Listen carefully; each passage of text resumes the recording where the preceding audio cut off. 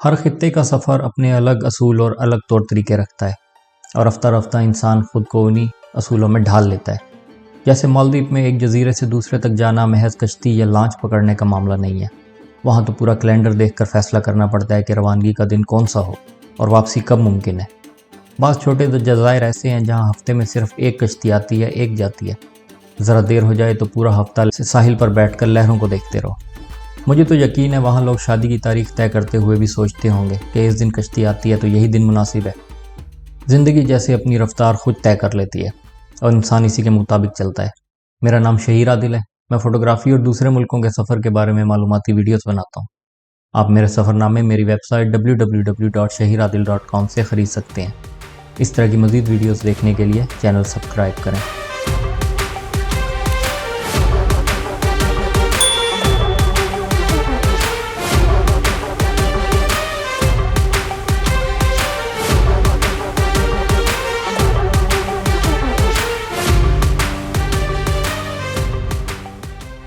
اسی طرح صحرائی علاقوں کے بھی اپنے اصول ہیں۔ یہاں کھانا پینا، پانی، گاڑی کا ایندھن، چھوٹا موٹا ٹول کٹ، یہ سب بنیادی ضرورت نہیں بلکہ زندگی کی ضمانت ہے۔ مناسب بیک اپ کے بغیر سفر کرنا ایسے ہے جیسے دھوپ میں چلتے ہوئے سایہ ساتھ نہ ہو۔ آپ چل تو سکتے ہیں مگر کب تک؟ سفر کا پہلا آدھا گھنٹہ تو کسی خواب جیسا لگا۔ سڑک کے دونوں طرف سرسبز باغات، کھجوروں کی قطاریں اور کہیں کہیں تر و تازہ پھلوں کی خوشبو کھڑکی سے اندر آ رہی تھی۔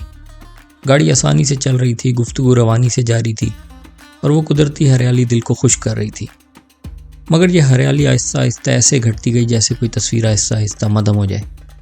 میں باتوں میں مشغول تھا اس لیے شروع میں تبدیلی محسوس نہ ہوئی، پھر اچانک احساس ہوا کہ منظر بدل چکا ہے اور کافی بدل چکا ہے۔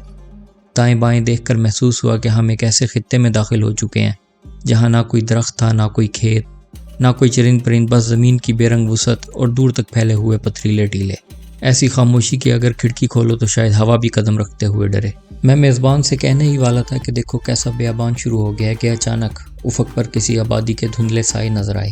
قریب پہنچے تو 20-25 مٹی کے گھر دکھائی دیے، سادہ، خاموش اور صحرائی ہوا کے ساتھ ہی جینے والے۔ گھروں کے باہر بندی بکریاں، چند گائیں اور دیواروں سے ٹیک لگائے چھوٹے چھوٹے بچے۔ ایسا لگا جیسے صحرا کے سینے پر کسی نے زندگی کا ایک چھوٹا سا نقطہ کھینچ دیا ہو۔ سفر کی دھن بدلتی رہی، اگلے 2 گھنٹے یوں ہی گزرتے رہے۔ 15-20 منٹ ویرانے میں سفر، پھر اچانک ایک چھوٹی آبادی، پھر کئی کلومیٹر تک خاموش ریت، پھر چند گھر، پھر ویرانی۔ یہ ایسا تھا جیسے ہم کسی دل صحرا کی نبض پر ہاتھ رکھ کر چل رہے ہوں، ایک دھڑکن ریت، ایک دھڑکن زندگی۔ آبادیوں کا یہ سلسلہ چلتا رہا، حتیٰ کہ آخرکار کئی 100 کلومیٹر بعد ایک نسبتاً بڑا قصبہ آیا۔ وہ بھی کوئی شہر نہیں تھا، بس چند بازار، کچھ دکانیں، 2-3 پیٹرول پمپ اور صحرائی لوگوں کے چہروں پر وہ مخصوص مسکراہٹ جو دھوپ اور ریت کی عادی ہو چکی ہوتی ہے۔ مجھے احساس ہوا کہ ہم واقعی صحرا کے دہانے پر پہنچ چکے ہیں، وہ صحرا جہاں راستہ آپ کے حوصلے کا امتحان ہوتا ہے۔ درخت ایسے غائب ہوئے جیسے کبھی تھے ہی نہیں۔ دھوپ تیز تھی، گھڑی 11 بجا رہی تھی اور اس وقت نہ تو کسی ریسٹورنٹ میں ناشتہ مل سکتا تھا اور نہ ہی دوپہر کے کھانے کا کوئی امکان تھا۔ بھوک اور پیاس نے ہمیں مجبور کیا کہ قریبی آبادی پہنچتے ہی اپنا ذخیرہ دوبارہ سے بھر لیں، سو ہم نے جلدی جلدی خریداری کی اور سفر کو پھر سے روانہ ہو گئے۔ قصبے سے تقریباً 50 کلومیٹر آگے جا کر ایک چھوٹے سے پہاڑی ٹیلے کے قریب میزبان نے گاڑی آہستہ کی۔ صحرا کی خاموشی میں گاڑی رکنے کی آواز کچھ زیادہ ہی نمایاں محسوس ہوئی۔ ہم نیچے اترے اور تھوڑی واک کرتے ہوئے ارد گرد کا جائزہ لینا شروع کیا۔ تھوڑا دور چند 2 منزلہ عمارتیں کھڑی دکھائی دیں، گویا کسی غیر متوقع کہانی کے کردار ہوں۔ اچھا بتاؤ اس جگہ میں کیا خاص بات ہے؟ میزبان نے مسکراتے ہوئے پوچھا۔ میں نے چاروں طرف نظریں دوڑائیں۔ سامنے ایک چھوٹا سا پہاڑ تھا جس کے دامن میں چند درخت اپنی جگہ سنبھالے کھڑے تھے۔ پہاڑ کے دوسری طرف ریت ہی ریت تھی، بالکل ویسے ہی جیسی پچھلے کئی گھنٹوں سے نظر آ رہی تھی۔ حسب معمول یہاں بھی کسی جاندار کا سراغ تک نہ تھا۔ صحرا کا اپنا ہی ایک سناٹا تھا جو کبھی کبھی دل پر عجیب سا اثر ڈالتا ہے۔ مجھے تو کچھ خاص نظر نہیں آ رہا، ہاں اتنی سنسان جگہ میں یہ ہوٹل جیسے گھر ضرور عجیب لگ رہے ہیں، میں نے کچھ دیر غور کرنے کے بعد جواب دیا۔ میزبان نے ہنستے ہوئے کہا، ہاں تم تقریباً سمجھ ہی گئے ہو۔ اصل میں اس جگہ کی خاص بات یہ ہے کہ یہاں برف باری ہوتی ہے اور یہ عمارتیں وہی ہوٹل ہیں جہاں سیاح ٹھہرتے ہیں جو اس صحرا میں ہونے والی برف باری کو دیکھنے آتے ہیں۔ میں بے اختیار رک گیا۔ سچ میں اس صحرا، اس بیاباں میں برف باری؟ مجھ پر حیرت کی لہریں طاری ہوئیں۔ بالکل، میزبان نے فخری انداز میں کہا۔ حیران کن ہے نا؟ لیکن یہاں کے لوگ اسی کا انتظار کرتے ہیں۔ جب آسمان سے سفید گالے گرتے ہیں تو یہ پورا علاقہ جو ابھی تمہیں اجاڑ لگ رہا ہے برف سے ڈھک کر جنت کا منظر پیش کرتا ہے۔ میں نے پھر وہی سنسان عمارتیں دیکھی، اب وہ بالکل غیر اہم نہیں لگ رہی تھیں۔ میں نے سوچا اس صحرا میں برف باری، یہ دنیا واقعی حیرتوں سے بھری ہوئی ہے۔ بے شک سال کے کسی نہ کسی مہینے میں یہاں برف باری ہوتی ہوگی، مگر اس وقت تو سورج بے رحمی سے آگ برسا رہا تھا اور گرم ہوا یوں چل رہی تھی جیسے بھٹی کا دہانا ہو۔ برف کے خیال اور اس جھلساتی دھوپ کے درمیان اتنا تضاد تھا کہ انسان خود بخود حیرت میں مبتلا ہو جاتا ہے۔ وہاں سے نکل کر ہم تھوڑا آگے بڑھے تو منظر یکدم بدلتا محسوس ہوا۔ سامنے ایک نسبتاً سرسبز سی آبادی دکھائی دی، جیسے کسی نے وسیع سنہری ریت پر ہرے رنگ کے چند سٹروک لگا دیے ہوں۔ میزبان نے ایک نظر اس بستی کی طرف دیکھا اور خبردار کرتے ہوئے کہا، یہ آخری آبادی ہے، اس کے بعد پورا 4 گھنٹے ہمیں مکمل سنسان علاقے سے گزرنا ہے۔ میں نے ارد گرد کی وادیوں کو دیکھتے ہوئے پوچھا، وادیاں تو راستے میں کافی ہیں لیکن دریا کہاں ہے؟ میزبان نے کہکا لگایا اور بولا، دریا؟ آج کل شاید ہی تم کوئی دریا دیکھو، یہاں بارش کے دنوں میں ہی پانی بہتا ہے، باقی سال تو صرف خشک پتھریلے راستے یا گھاٹیاں دکھائی دیتی ہیں۔ ہاں چند جگہ چھوٹی موٹی جھیلیں ملیں گی، مگر ان کا پانی اتنا نمکین ہے کہ منہ دھونا بھی ممکن نہیں۔ آخر ہم نے خدا کا نام لیا اور دوبارہ بیابان کی طرف سفر شروع کر دیا۔ 4 گھنٹوں کا سفر ریت، دھوپ، پتھروں اور مکمل خاموشی کا سفر تھا۔ کہیں کوئی پرندہ نہ اڑتا دکھائی دیا، نہ کسی جانور کا نشان، صرف گاڑی کے انجن کی مسلسل گونج اور دور تک پھیلا ہوا لامتناہی صحرا۔ مگر اس سب کے باوجود اس ویرانی میں ایک عجیب سا جادو تھا، ایک پراسرار کشش۔ بالآخر طویل مشقت کے بعد صحرا کے کافی اندر ہم اپنی منزل تک پہنچ گئے، اور وہ منظر وہ تو جیسے کسی خواب کا حصہ تھا۔ یہ میری زندگی کا پہلا موقع تھا کہ میں نے اپنی آنکھوں کے سامنے ایک نخلستان دیکھا، چند 100 میٹر چوڑا اور اتنا ہی لمبا۔ سبزے کا ٹکڑا جیسے کسی نے سنہری ریت کے سمندر کے درمیان زمین کا کوئی خفیہ راز رکھ چھوڑا ہو۔ سب سے حیران کن بات یہ تھی کہ اس نخلستان کے درمیان اور اس کے کناروں کے درجہ حرارت میں کم از کم 10 ڈگری سینٹی گریڈ کا فرق تھا۔ باہر تپتا ہوا صحرا اور اندر ٹھنڈی نرم ہوا، جیسے انسان ایک ہی لمحے میں 2 مختلف دنیاؤں میں داخل ہو جائے۔ میں دیر تک کھڑا اس منظر کو دیکھتا رہا۔ ایسا لگتا تھا جیسے قدرت نے سخت ترین ماحول میں بھی زندگی کے لیے ایک چھوٹا سا معجزہ چھپا رکھا ہے۔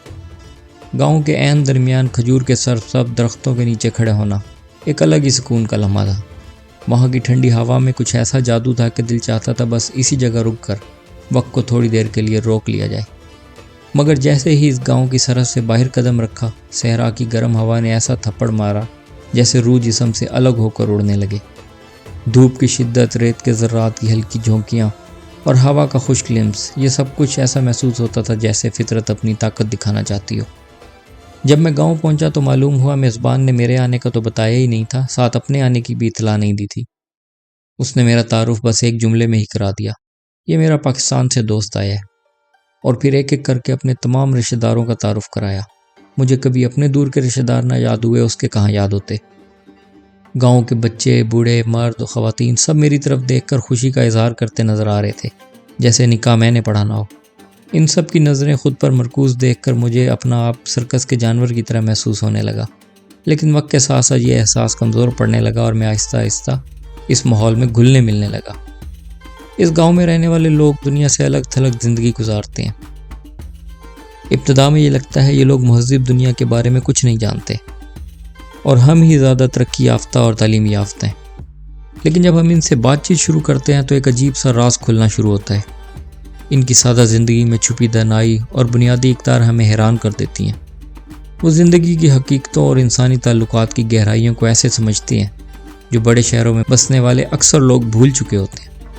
دوسرے لفظوں میں ہم جدیدیت اور تہذیب کی دوڑ میں کافی آگے بڑھ چکے ہیں، لیکن اس دوڑ میں ہماری بنیادی اقدار اور انسانیت کی کوک کہیں کھو گئی ہے، جو ان لوگوں کے پاس آج بھی مضبوط اور جڑیں پکڑے ہوئے ہے۔